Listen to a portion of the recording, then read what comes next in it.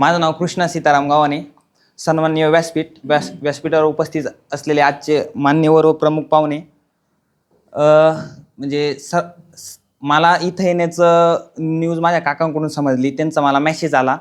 म्हणजे मी नुकतंच 2 महिन्यांपूर्वी दाबेली सेंटर चालू केलेलं होतं आणि त्याच्यात मी शोधत होतो काहीतरी, मला चायनीज वगैरे चालू करायचं असे माझी इच्छा होती. एवढंच मी त्यांचा मेसेज पाहिला संध्याकाळी, तर मी ठरवलं आपल्याला इथं जायचं आहे. त्याच दिवशी त्याच संध्याकाळी सरांना 10 वाजता पवार सरांना फोन केला.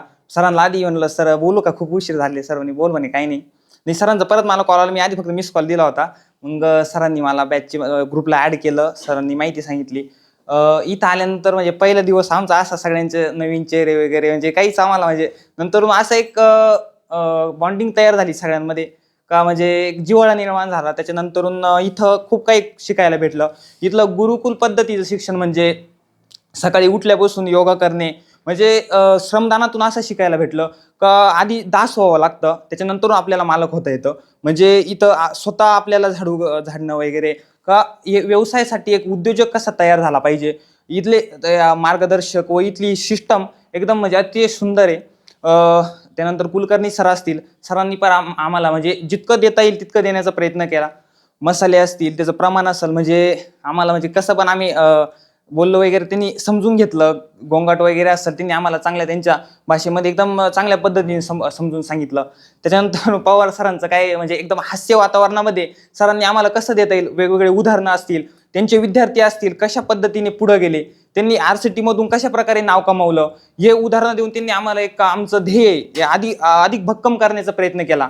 त्याच्यानंतर समीर सर असतील, कधी पण त्यांच्याकडे गेल्यानंतर काही विचारलं तर त्यांनी कधीच म्हणजे कानकूज केली नाही सांगायला, त्यांनी सांगितलं.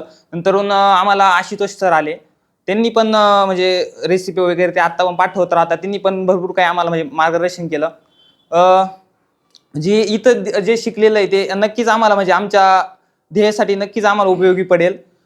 इथल्या ताई मावशी असतील स्वयंपाकवाल्या, त्यांनी पण आम्हाला काही पण लागलं वेळेवर त्यांनी कधीच म्हणजे देत गेल्या. काही पण आम्ही सारखं जायचो, ते त्यांच्याकडून घेऊन यायचो प्रॅक्टिकल चालू असताना. सगळे मित्रपरिवार आमचं म्हणजे बॉन्डिंग तयार झालं आमच्यात. म्हणजे आता पण आम्हाला शेवटचा दिवस सोडून जायला आम्हाला म्हणजे वाटत नाही. एकमेकांना बोलत राहू आम्ही. त्याच्यानंतरून सरांसाठी एक बोलतो वाक्य, विद्यार्थ्यांना घडविणारा ज्ञानाचा धडा, कसे उपकार माणूस सर कळत नाही आम्हाला.